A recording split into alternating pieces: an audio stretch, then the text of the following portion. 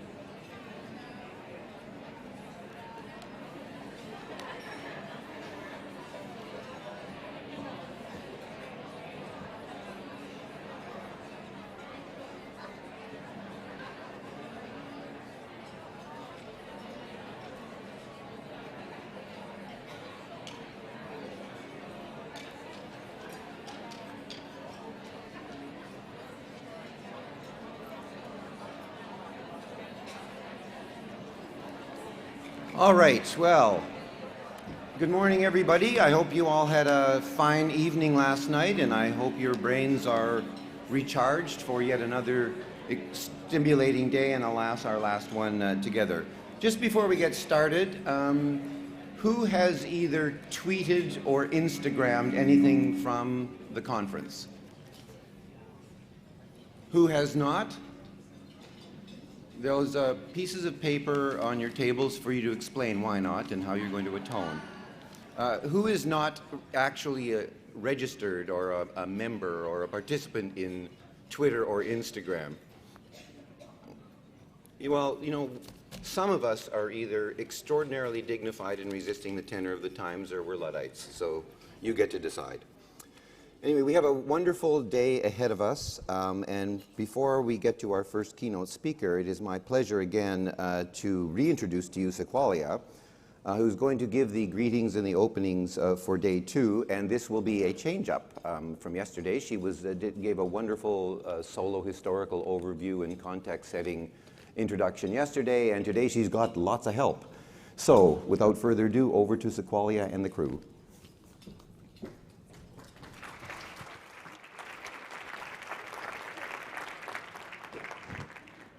I want you guys to be seen.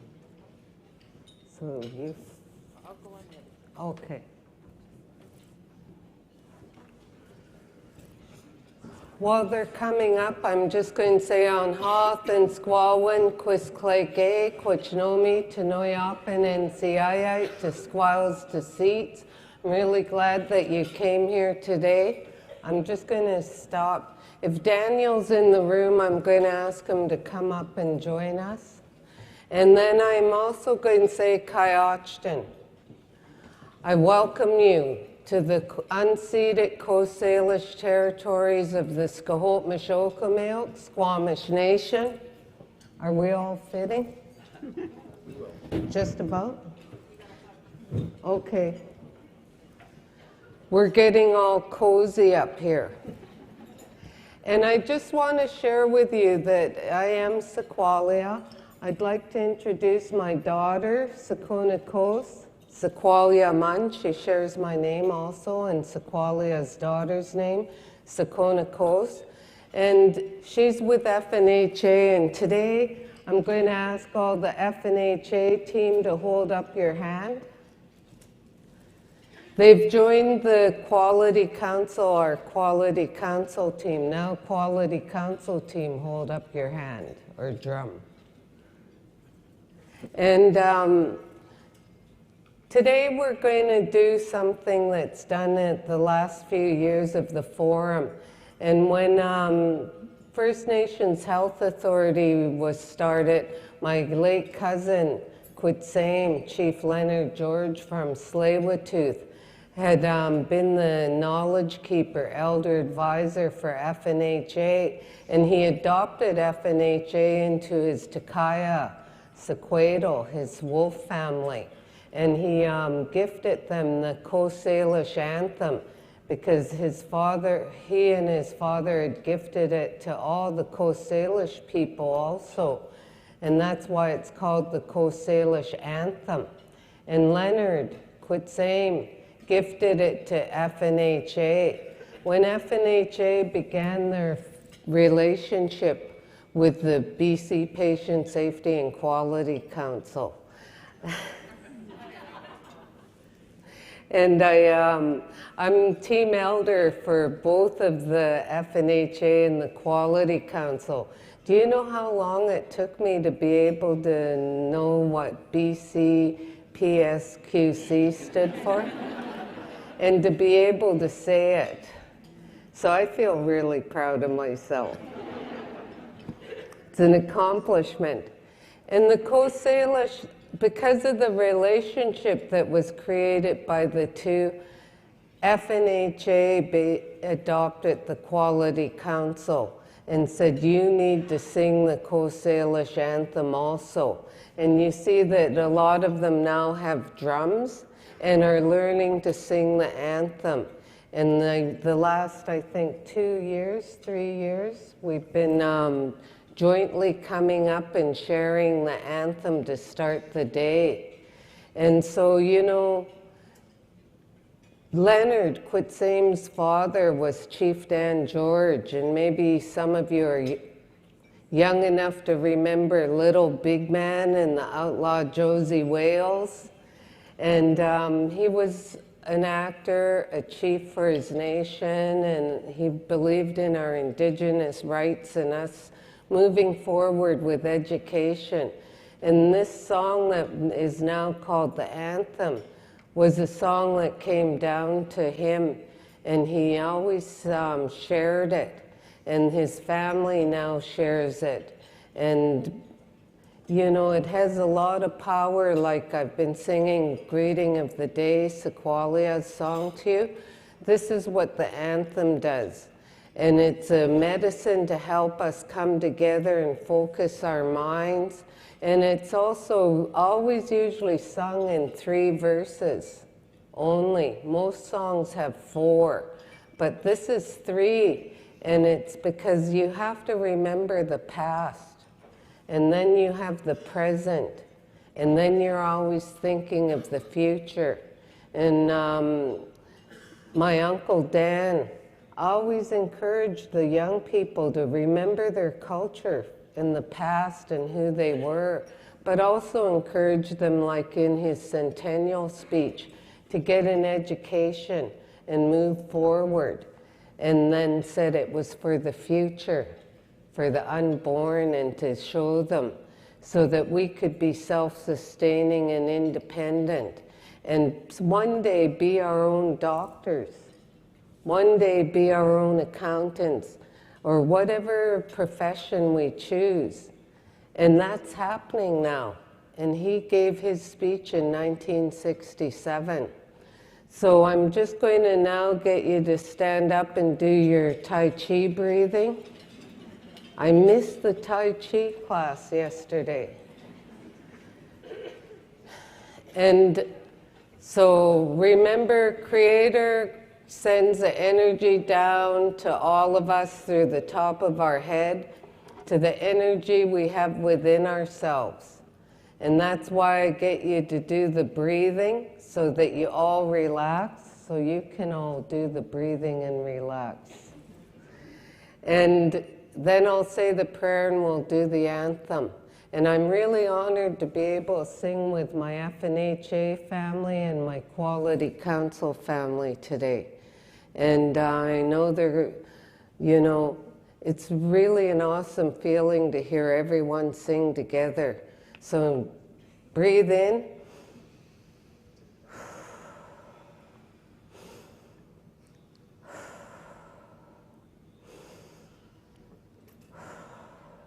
Last one, you put your hands by your side. Chenquim and Tomi kakakanak chasiam yonsio so tanoyap and manman to squalls to seats yonsio manman squall one yonsio manman sequadal chet yonsio manman say top to squalls to seats Asking you, Creator, to help and advise each and every one of your children gathered here today, to help them with their swallowing, the feelings in their heart and that they have and in the mind, mental, emotional, physical, spiritual well-being. Prayers for all of our family, from the unborn skakal, unborn babies, the mun-mun children, parents, grandparents, and great-grandparents for their swallowing and mental, emotional, physical, spiritual well-being. Saying prayers for all of our families who have all the many illnesses. Prayers for everyone right now who are having that battle with this cold or flu that's going around, and I'm not talking about corona. I'm talking about just the normal cold that's really impacting a lot of us, and that we pray for health and well-being and recovery, and prayers for all of those that are battling their traumas of alcohol and drugs, with the opioid crisis that's taking people of all ages and all races too early from this life, and prayers for those incarcerated, prayers for their families who pray they don't lose them, and prayers for all of the families who have lost loved ones to that battle, and that we pray for their recovery and that they become survivors to help others not walk that dark path. Asking prayers for all who have lost loved ones and know that they're walking with us. And like I said yesterday, calling all your ancestors to continue watching over and helping you when you need it through signs of birds, hummingbirds, wolf, raven, whatever is out of the ordinary. Know it's them lifting your spirit. And as I said yesterday, the empty chairs aren't empty. It's your ancestors or family and friends who have gone, who are sitting there. So know that they're always with us, as the old people say. Tamak Wetsi Snachum, stay standing.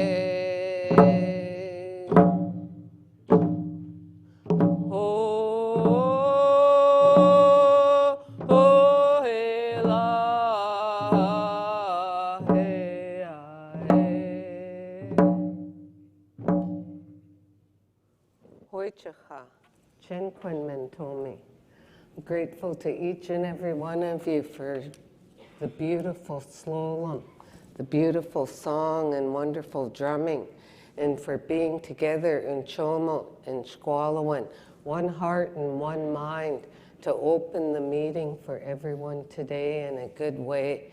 Tamakwatsi Snacham.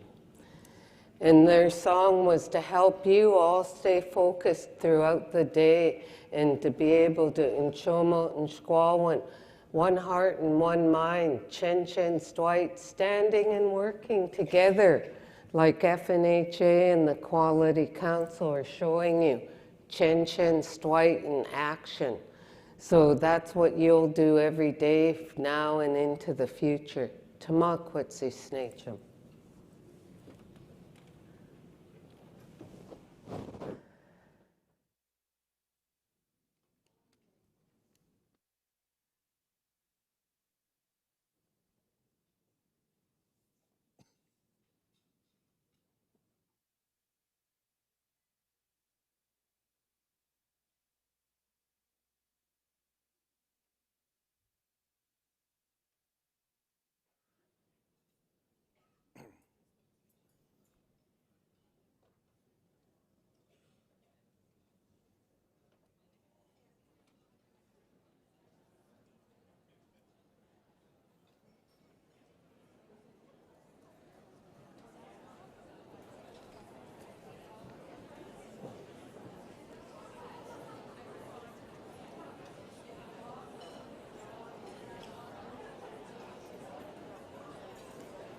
Well, thank you, and thank you, Sequoia and team, for a wonderful opening. It always gets me, the percussion and the rhythmic, heartbeat-like rhythm that it has, and of course, there's a deeper message in it.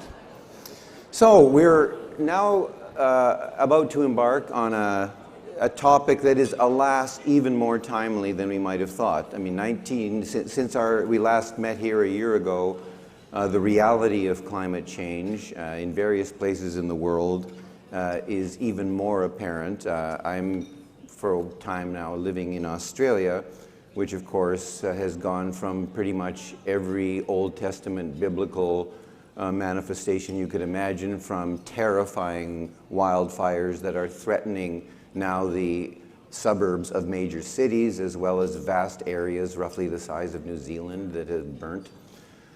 Followed almost immediately by catastrophic floods, which, among other things, caused the evacuation of 3 suburbs in Western Sydney.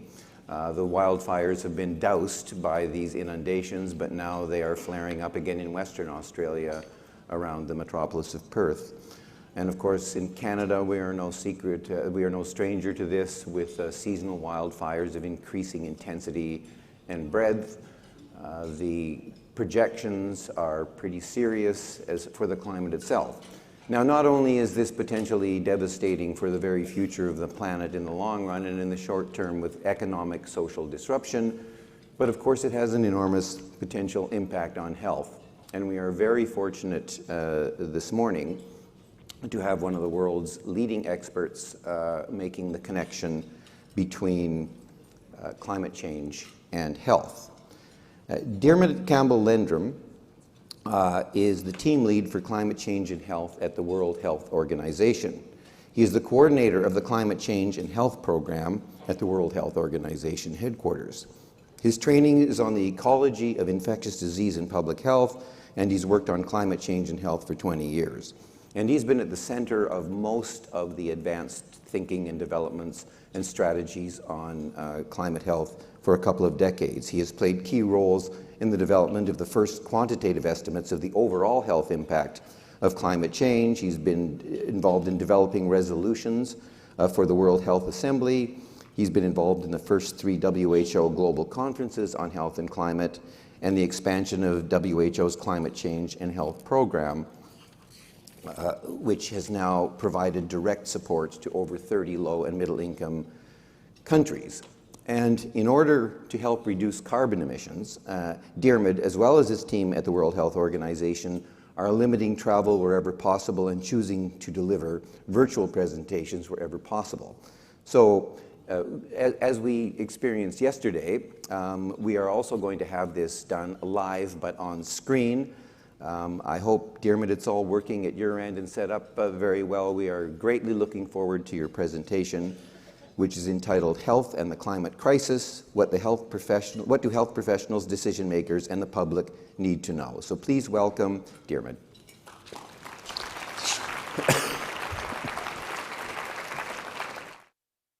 Thank you very much for the kind introduction. Can I just check you're hearing me okay? Can I see a thumbs up or something in the room?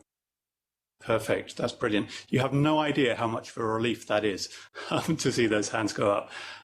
Once again, thanks very much for the kind introduction and the invitation to speak at this very important conference. And I was also moved by the opening from the First Nations, making this connection between, I would say, the natural environment and our heritage and public health. And as was just explained, I'm really genuinely sorry to miss out on the chance of a trip to your beautiful city, but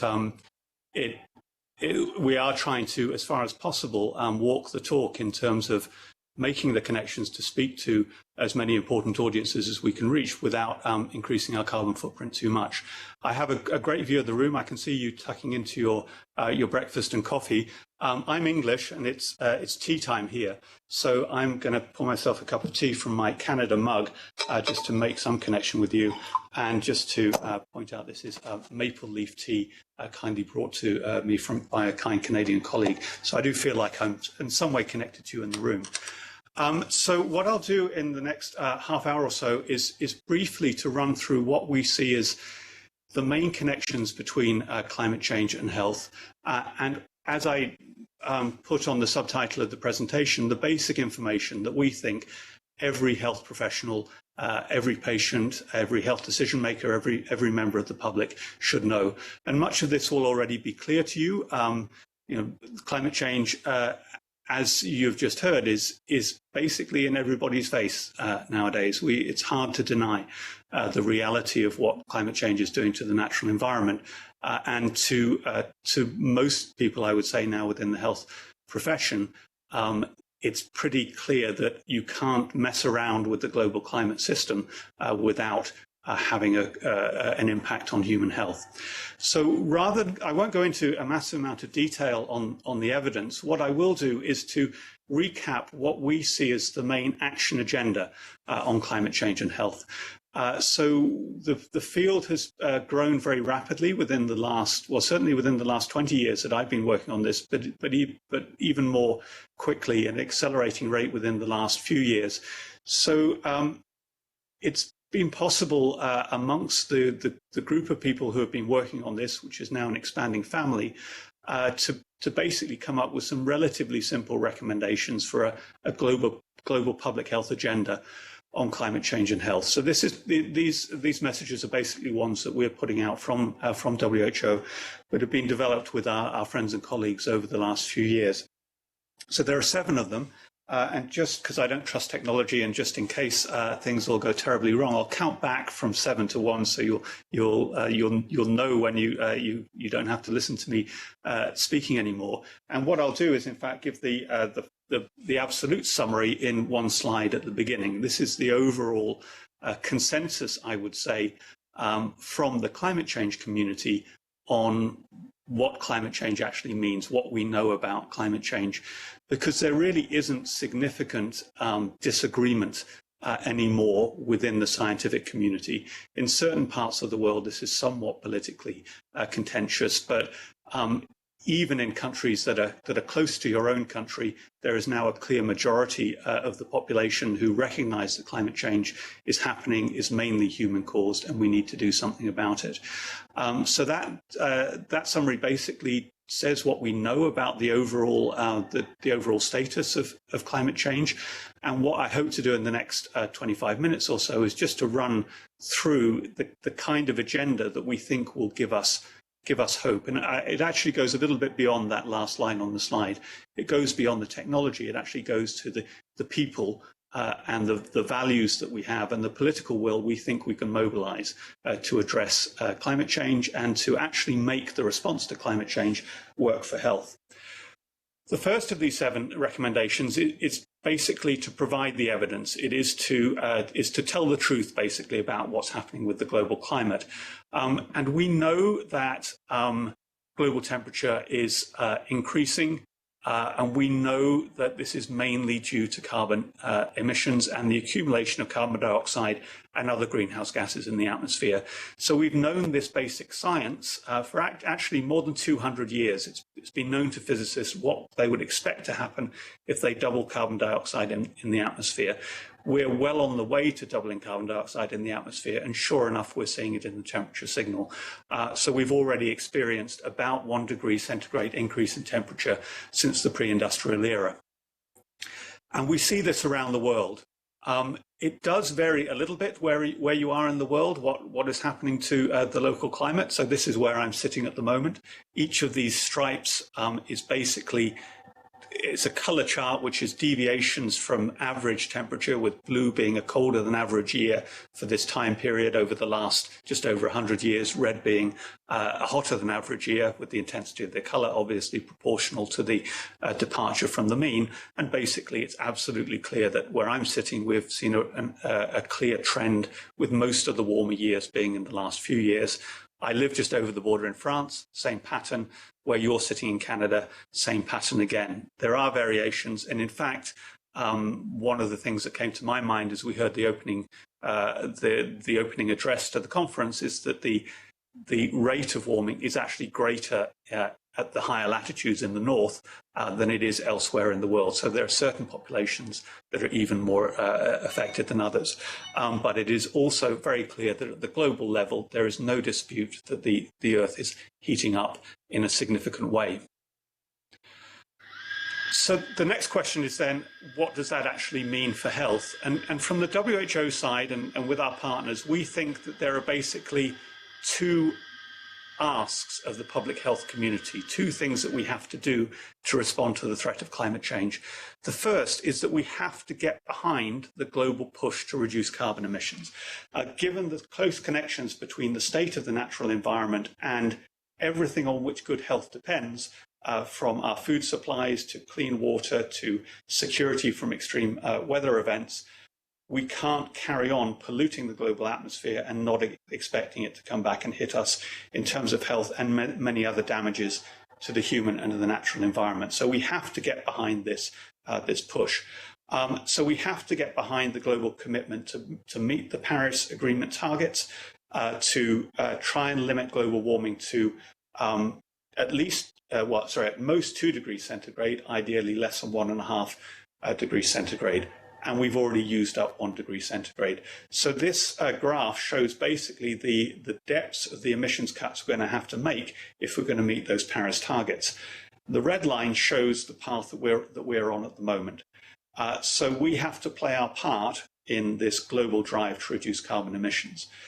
And as I'll come to a little bit later in the presentation, we think that the health community actually has some of the best arguments, some of the strongest voices that can help make that political case for driving down carbon emissions, and in fact doing it in such a way that we get a massive boost for health as well. So that's the first item on the agenda. The second is that given that we are now committed to a certain level of climate change over the next few decades, we have to protect people's health from the risks that we know are in the pipeline. So some of these risks we know are already increasing, so we can measure the extent to which the numbers of people exposed to harmful heat waves are going up around the world. But it's also important to remember that climate change is a different kind of health challenge. It's not just one disease with one vaccine or one intervention. It's hitting on a whole range of different determinants of health and therefore a range of different diseases. And this is everything from more extreme floods, droughts and storms. It's increasing the climatic suitability for transmission of infectious diseases such as malaria and dengue, or waterborne diseases, diarrhea, cholera and others. And in the most extreme cases, for the most vulnerable populations, stresses like sea level rise are going to basically make certain parts of the world uninhabitable. We are going to, unless we really drive down carbon emissions fast, we're going to be driving people out of their homes and submerging small island developing states. So we have this massive agenda to try and deal with this diffuse range of health risks that are coming down the pipeline from climate change, and we have to cover all of them. And we're also seeing that the range of risks that we thought we had to deal with, that I showed on that last slide, they're in fact more risks than we thought. Up until about 6 months ago, 8 months ago, hardly anybody had ever talked to us about the mental health impacts of climate change. And yet that, to be honest, that is almost all I've heard within the last 6 to 8 months. And we're seeing it in direct conversations with people. We're seeing it from when we look at the reports that countries are now producing on their health risks from climate change. Things like mental health are adding themselves to the list, along with infectious disease and so on. So we really do have a very big, wide fight on our hands to address all of these risks. So the final point on that first item on tell the truth, present the evidence is that we are now, I think, getting quite good on presenting not only the global picture of the health impacts of climate change, but going country by country, showing what the climate projections are, showing what the underlying vulnerabilities are, and therefore showing what countries need to do to protect their health from climate risks. So we produce climate and health country profiles. We've done about 50 now. We'll scale that up to about 100. And we tell all of that story, and we also show that the opportunities that we have to address, to protect and promote health as we address climate change. So that's the counting back. That's that's number 7 on my list. So counting back up now to number 6. The next thing to recognise is that the health impacts and the impacts of climate change in general are completely unfairly distributed. It's a general rule across this issue that those people who have contributed least to the greenhouse gas emissions which are driving climate change are those which are most exposed and most vulnerable to the consequences. So this map that I'm showing is showing that at global level. This is based on analysis that we did almost 20 years ago now for WHO, with countries on the bottom part of the graph scaled, inflated by our estimate of the health impacts of climate change. And the basic story here is that those countries, those populations that already suffer from diseases such as diarrhea, malnutrition and malaria, which are highly sensitive to climate risks, have very poor public health systems and are therefore most vulnerable to the health impacts of a warming climate. And yet those are the ones which have the lowest per capita greenhouse gas emissions. And this is not to actually point the blame at the north to countries like the one I'm from or the one that you're from, but it's to recognise that we should have global solidarity, that we do, I think, have a moral duty to protect those who are most vulnerable to risks that these people did not cause. So the way that translates in terms of recommendation is that the world has now signed up to the Paris Climate Agreement. We think it's a fantastic thing, on that front page of the Paris Agreement, it cites the right to health. It says that every action that countries and that populations take in order to address the climate change should be taken with respect to the right to health and other human rights. In fact, the right to health is the first one in that list. So we make the case that because of this basically disparity between those who are most vulnerable and those who have most control, if you like, over the emissions on climate change, we have to take that right to health seriously, and we have to implement the Paris Agreement like we mean it when we talk about protecting the most vulnerable populations in the world, because otherwise we're just going to carry on widening health inequities. So that, counting back, the sixth recommendation is to actually take that commitment to the right to health, which is in the Paris Agreement, and to translate it into everything that we try and do under the Paris Agreement, including the political commitments, including climate financing and so on. We have to take that seriously. So counting it back again, so number 5 is to recognise that most of the real debate now around climate change and why we're slow to act on climate change is effectively a debate about money and who will lose by taking the actions that we need to take on climate change. The general constraint on taking the actions we need to take are that it costs money up front to transform our economies to be green, to shift to greener energy, to greener transport systems and so on. So we have to recognise that reality. But on the other side of that, we from the health side think that it's important to recognise that the health gains that we would get from acting on climate change are so large that they would actually outweigh the economic value.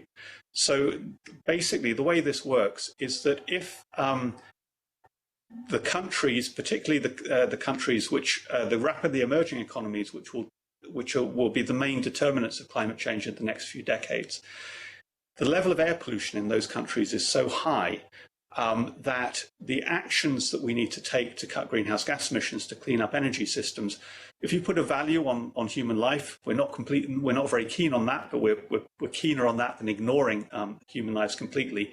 If you put a value on human life, then the health gains that would come from cleaning up our energy systems, getting rid of air pollution, would actually be, at the global level, twice as large as the costs of fixing climate change.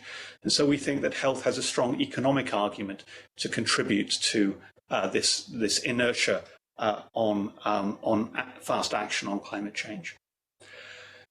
And just to add a little bit more detail to that, if people really started to value health in their economic policies to address climate change, then such actions as putting a price on carbon, such as I understand that you already have in parts of Colombia, parts of Canada, including I think British Columbia, then the action of putting a price on carbon, because it drives to clean up economies, actually cuts air pollution deaths by a significant amount.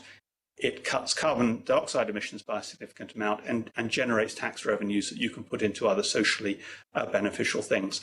So we think that the fact that the economic argument over climate change has tended to ignore health and healthcare benefits for a long time is actually missing half the story on what we need to do on climate change. So this is one of the main things that we think we need to bring forward from the health side. If you're serious about economics, then you have to include the health gains that we will get from cleaning up our energy systems. Counting back now down to number 4, it's also to recognise that not everything needs to be done or can be done at the national level.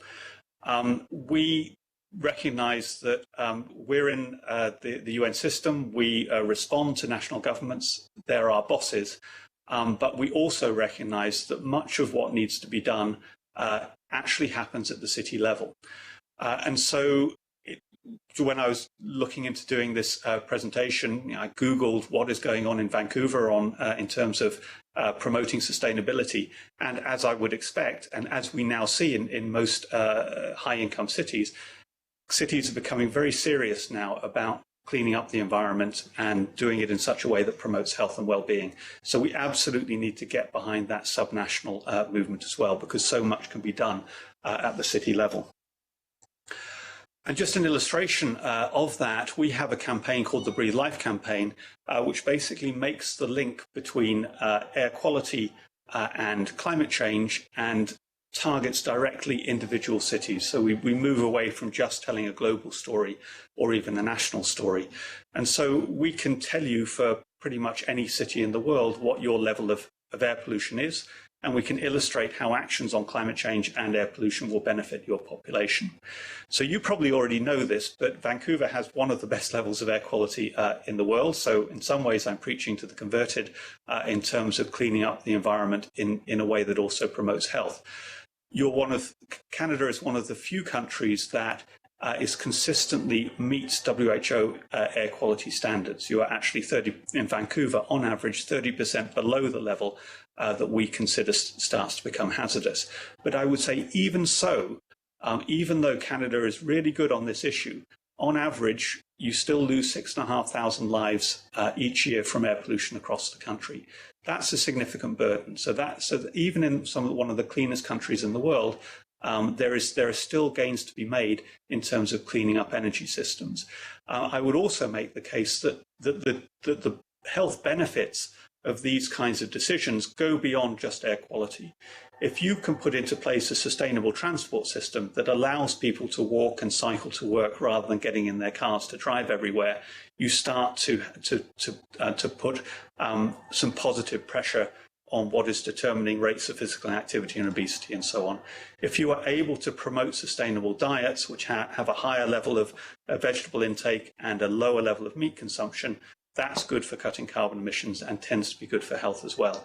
So even in countries where the air pollution problem is not such a severe issue, there are many things that you can do which will promote health, which are also good for the global climate.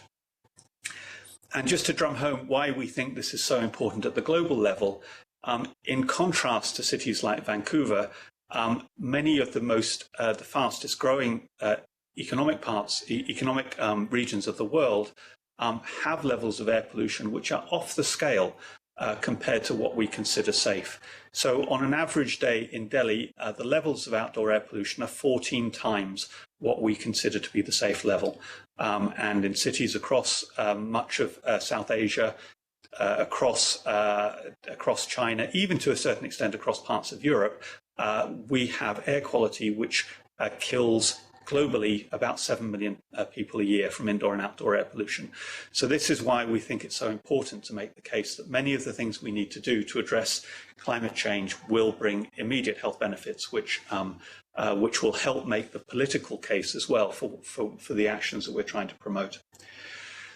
So that's just to emphasize again that we also think there's a real advantage in talking beyond the national level, going to the local and the city level. Counting back further, number 3, and I mentioned this on one of my early slides, given the range of health risks that we now have coming from climate change, we absolutely have to strengthen the resilience of our health system to the range of climate risks. And the challenge that we have is the diversity of these risks. The introduction to this presentation talked about the fires in Australia. The only thing that stopped the fires in Australia was effectively floods in Australia.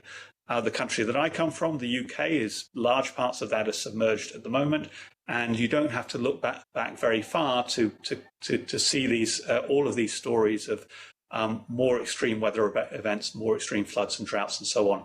So this was a slide pulled from a presentation just a couple of months ago, massive floods in Iran, which were a really big problem that WHO had to deal with, and we're having to deal with these on a more and more frequent basis. So the kinds of things that we have to do is to get better at dealing with floods and droughts, to strengthen the physical infrastructure of our health systems as well. So to tell a positive side of the story, we're putting a lot of effort now into healthcare facilities for example, in cyclone-prone areas that are both more resilient so they don't get knocked over when the next hurricane or cyclone hits, but they also use solar panels, they also use water recycling, and they have a lower greenhouse gas footprint at the same time as being more sustainable. Patients also like them. So there are many things that we can do to strengthen resilience at the same time as providing a better service and cutting the carbon emissions of the health system as well.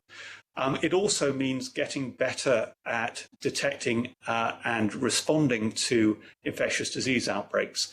So in many parts of the world, many of the most severe infectious disease threats, things like malaria or dengue, are highly sensitive to climate conditions.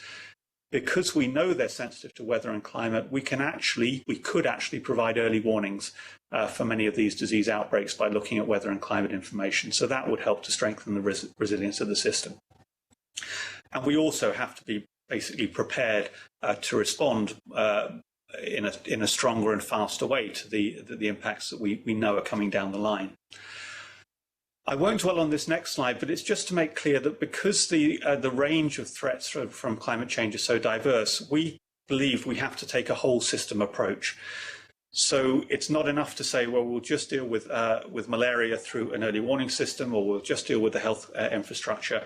We think you have to look at the building blocks of health systems, everything from your leadership and governance, to the training of your health workforce, to your information system, to the technologies that you use in healthcare facilities. And in all of those, you can build in climate resilience and also lower environmental footprint. So we have guidance basically on how you can do that, and that's being used in countries from the lowest income countries to Canada, to countries like Canada and the UK. But it helps to make sense to a health decision maker, a stressed health planner who has a million different things to do with, to say we're not telling you to give up the day job. We're saying, look at the system you already have and see how you can build climate resilience into it, because it's going to save lives now, it's going to improve health now, and it's also going to reduce the risks of climate change in the future. And again, on a positive note, we're starting to get pretty good at this, and we're moving pretty fast. So it's quite shocking to me now that I have been working on this issue for about 20 years. I do say that when I started talking about this issue 20 years ago, the number of people talking about climate change and health, we could have met in a phone booth. There were that few people working on this issue. We now have a very big community. It's a real pleasure to be talking to the wider health community, such as is represented in your room about this issue.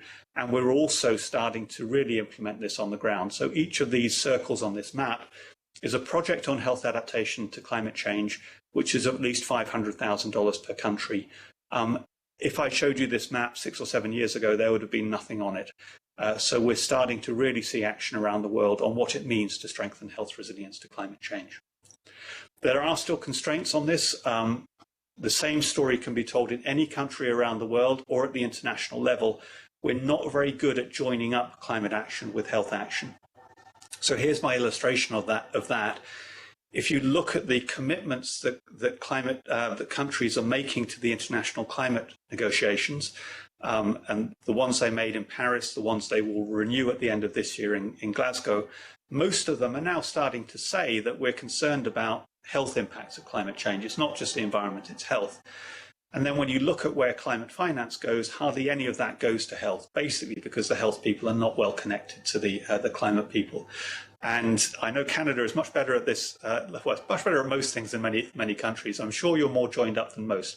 But I would expect that even in Canada, there is some level of disconnect in general between the core health community and the climate and environment community. The more that we can link these two, the better. So counting down now to the second to last of the recommendations that we're making.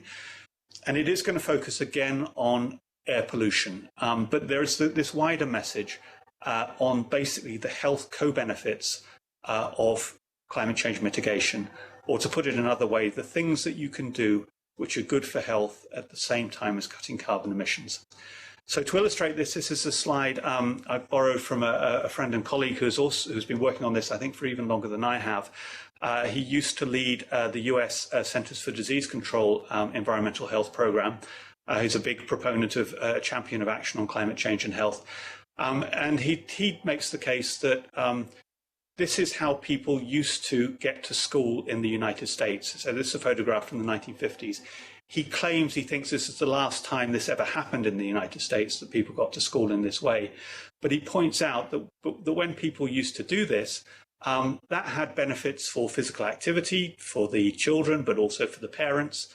It had lower contributions to air pollution, it reduced carbon emissions, it increased social capital, connectivity between people, good for mental health, lower rates of depression, lower rates of injuries, lower rates of osteoporosis in people as they age, and so on and so on. And there is good epidemiological evidence for each of these, but it's just to make the case that if we can look again at the way that we provide these basic services in the light of what we need to do to cut carbon emissions, we will see that there are many ways to do this that will bring us very big health benefits. Another way of presenting this is to think, okay, how do climate change people view the climate change problem? The way they view it is to say, well, carbon emissions come from different places. They come from buildings, they come from industry, agriculture, and so on. And each of these contributes to the overall burden, if you like, of greenhouse gas emissions. So the circles on each of the circles on this graph is scaled to the contribution of each of those sectors to overall greenhouse gas emissions. So that's how they see the problem. They say, okay, we have to control or reduce emissions from each of these sectors. But from a health point of view, we can also see that in a different way. If you look at the transport system, which is the fastest growing contributor to greenhouse gas emissions, well, that is also a major determinant of deaths in road traffic injuries or contributor to physical inactivity and the number of deaths that we get from that. If you look at the way we provide electricity and heat and so on, that's a major contributor to outdoor air pollution. If you look at what goes on in terms of internal energy systems, particularly in the poorest parts of the world, that's a big contributor to indoor air pollution as well as outdoor air pollution, and so on and so forth. So we make the case that as each of these sectors thinks what it needs to do to cut carbon emissions, they should think about the health consequences as well, because in most cases, health is going to be a really good argument for why you should be going greener. Because if we don't, we're not only going to see the emissions grow, these are the projections from the IPCC, but we're also going to see those health issues grow as well. And that's what happens to global carbon emissions if we don't control them. So I'll just take a few minutes just to go through the air pollution story. Again, it's not the only one, perhaps not even the most important one in Canada, but it is one that at a global scale is massively important and where the connections, I think, are quite easy to explain. So this is an image of one of the most polluted cities on Earth. This is in Nigeria. And I think this is basically the same kind of situation you would have seen in London in the 1950s or Philadelphia around the same time. And you can imagine, and those of you in the room who are clinicians will know what that is doing to the lungs, the brains and the hearts of the children who are exposed to that. As I said earlier on in the presentation, most people around the world breathe air that we consider unsafe to breathe. They are above the WHO air quality standards. And this is an image basically of a healthy lung on one side, and the lung on the right-hand side is not, as you might expect, the lung of a smoker. That's the lung of somebody who has never smoked in their lives, but who lives in a highly polluted city. And so the overall burden of air pollution around the world is as big as any other health risk factor that we have. It's just about the same as tobacco, smoking. It's around about the same as all of the risks we get from poor diet, undernutrition, and so on. And 2/3 of the exposure to outdoor air pollution is from fossil fuel combustion. So the drivers of the climate crisis are very much the drivers of the air pollution crisis and the health burdens that go with that. We also know that the risks increase rapidly with exposure. So this is recent evidence basically on the hazard ratio of lower respiratory infection, stroke, COPD, lung cancer, ischemic heart disease, and so on, as you increase levels of particulate matter of 2.5 microns or smaller, a standard measure of air pollution. And that's where the WHO air quality guideline value is. And as I say, 90% of the global population is on the right-hand side of that graph. So this is why we keep drumming home that air pollution is the most obvious most obvious argument for why we can solve the climate crisis in a way that also promotes global health.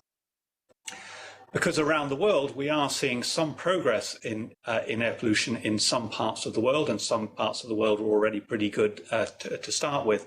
but in others, those levels are continuing to increase. I would point out on this slide two parts of the world. One is India, and South Asia, where the problem is terrible and, if anything, getting worse. The other is China. And if I was making this presentation 10 years ago, I would have been presenting on China as the test case for terrible air quality. You will see that China is actually now starting to get on top of its air quality problem. It's also leveling off its global carbon emissions. And the reason it's leveling off its global carbon emissions is because of the air pollution issue. It's because the health issue got so bad and there was such social discontent about it that was the driver of climate action. And so this is one of the reasons we think that health can be such a strong argument for getting on top of the climate crisis. And another way to illustrate this is to illustrate the overlap between the solutions. So I would challenge you to look at any of these solutions that we have on this slide and to say whether that's a climate solution or a health solution or an air quality solution. The reality is that every single one of those would be good for the climate and good for health as well. So it's just to illustrate we have a real action agenda of things that we can do which will help to solve the climate crisis and which will also promote health. And we are also starting to see political commitments on this as well. And I would say for the first time, speaking from the health side, when we go to climate conferences, I would say that for the last 20 years, we'd be knocking on the door saying, you need to remember health when you talk about climate change, and getting a bit of a brush off. And that has changed. Basically, the people talking about climate change are now recognizing that health is one of the main reasons for why we should act on this.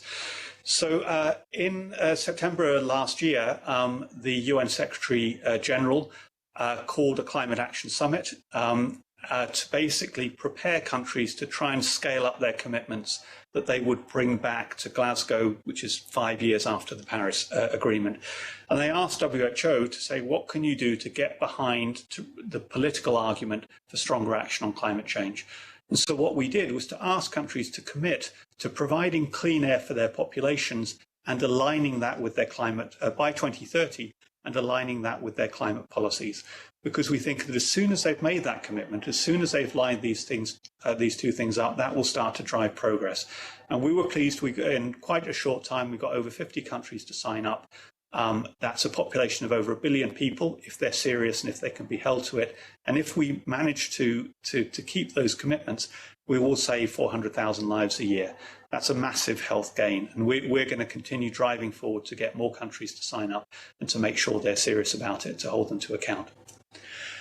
The final item on the agenda, and the real reason I was so keen to talk to you today, is actually the role of the wider health community. Some of us have been banging on about this for far too long. And the most encouraging thing I've seen within the last few years is the beginnings of the mobilization of the broad range of health professionals, not only the committed sort of odd few that are really sort of, as I say, already converted on this issue, and that we think is one of the strongest things that we can bring to climate action. I'm a fantastic fan of Greta Tunberg. I love this photo. It captures two fantastic women with bringing inspirational messages. This is Greta turning up in the US, including to speak at the Climate Action Summit and to work with us in September. We think this is a fantastic thing, which has really moved action on this issue. But one of the other things that we can bring to this is different kinds of voices. So at this stage in the presentation, this is basically a pop quiz. It's a recognition game. See how many of these faces you recognize. These are all people who have spoken at our health and climate change events over the last year and a half. I won't ask you to put your hands up in the room, even though I can see you. I'll just tell you the answers. This is my boss. This is the Director General of WHO, Dr. Tedros, who, although he is spending most of his time now talking about coronavirus, he has been absolutely consistent since before he became Director General of WHO that the climate crisis is a health crisis as well. And so this is him speaking at a special event at the big climate change conference in 2017. This one, I'll give you just a few seconds. This is his boss, or his previous boss, the previous UN Secretary General, speaking at our Health and Climate Change Conference by video message in 2014. This is Christiana Figueres, who is the architect of the Paris Agreement, who was also speaking at our conference, but she also gave the keynote address at the World Health Assembly in 2015, making this connection. This one is for any of you who are fans of Hello or Hola magazine. This is the Queen of Spain, who is also committed on this issue, speaking at our last event in Madrid at the climate conference. This one you will probably recognize now as Meghan Markle's father-in-law, again speaking at our climate change and health conference in 2014. This one, for those of you of my generation, will need no introduction, again speaking at our climate and health event at the Climate Change COP in 2017. And he was absolutely fantastic, and basically was making the case that the lack of action on climate change is the biggest communications failure of the last century. And the reason we have failed on this issue is because we were not talking about health and pollution. So the event he spoke at was all about not the fact that climate change is damaging the natural environment, but the fact that it is killing people and will continue to kill people. And now if you prompt Arnold Schwarzenegger on climate change, he will start talking to you about health. The final one, this is Greta Tunberg visiting an exhibition that we had on the front lawn of the UN building at the Climate Action Summit in September last year. Again, she was absolutely fantastic. Immediately got the connection between health, air pollution, and climate change. It was quite a hot day.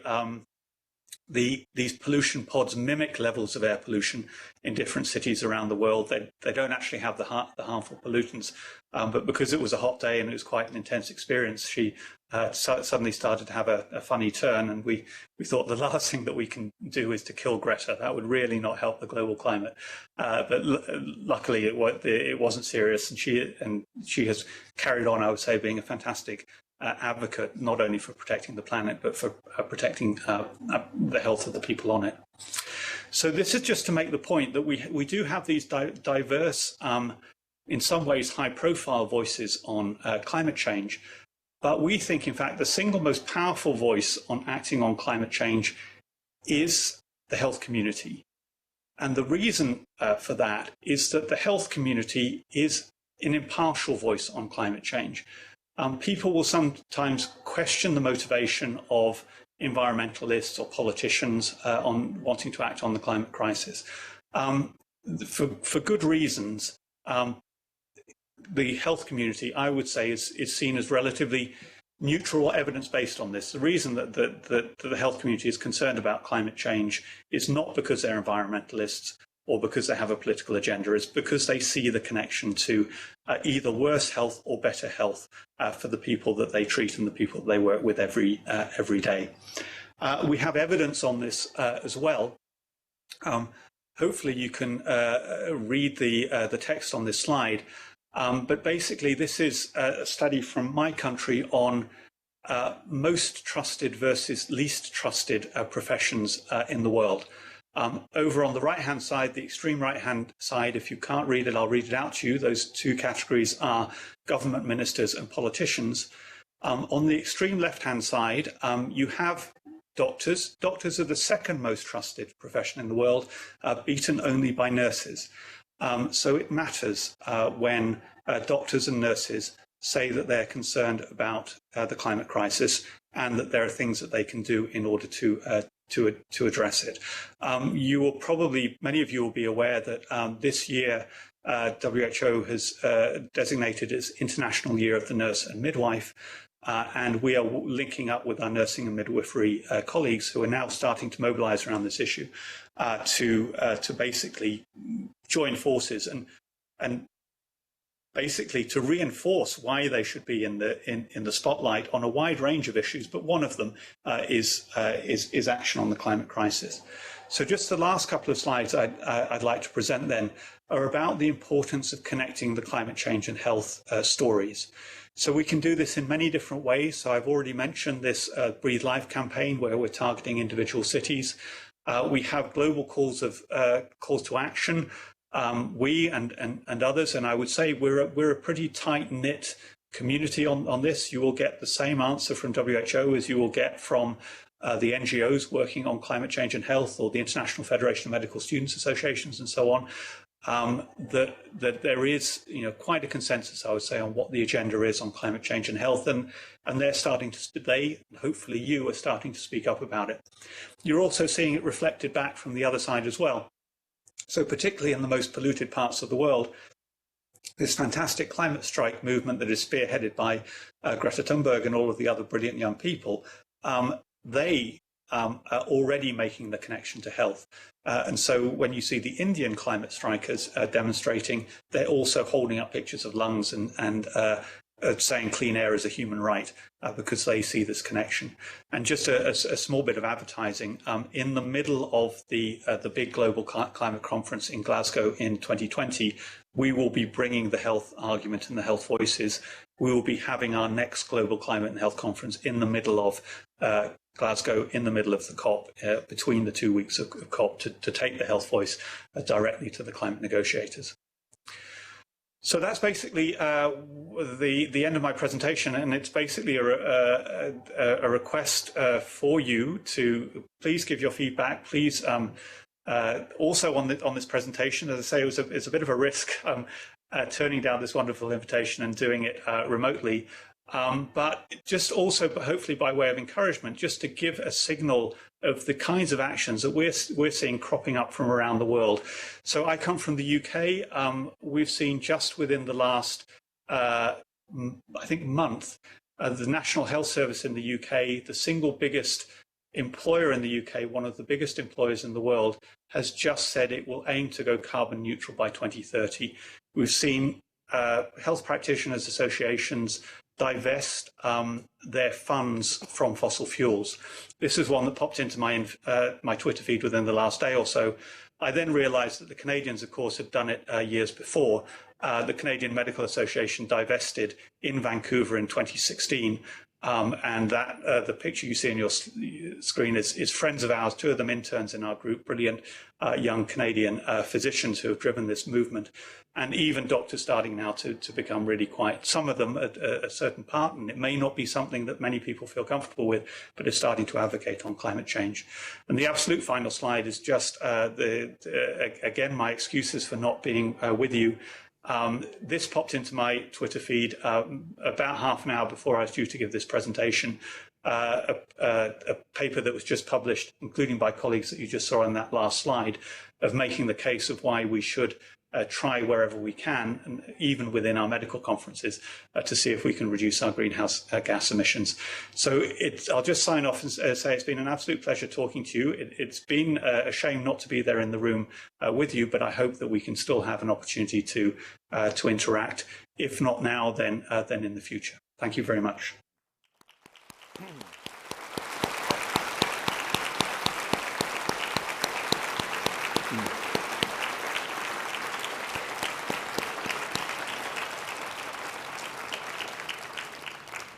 Well, Dearman, first of all, the technology worked fabulously, so though we too are sad that you couldn't be here in person, we understand the reasons why, and it did not in any way impede the transmission.